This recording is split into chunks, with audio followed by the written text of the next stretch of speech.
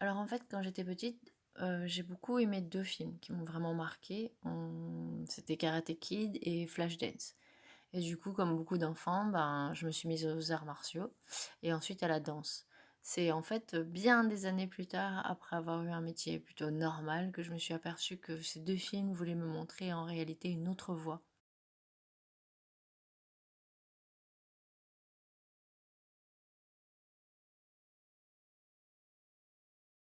Je sais pas si on peut vraiment parler de valeurs. Disons que j'essaie avec mon entreprise de faire vivre de vrais engagements.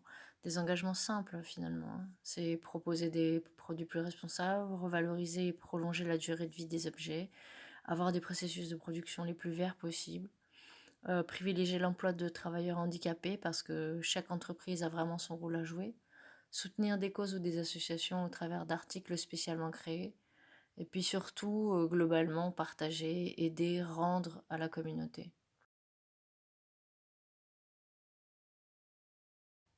La question d'identité me travaille beaucoup en ce moment, à vrai dire. J'ai du mal à définir de quelle façon je me sens appartenir à ce pays et je me rends compte que nous sommes beaucoup dans ce cas.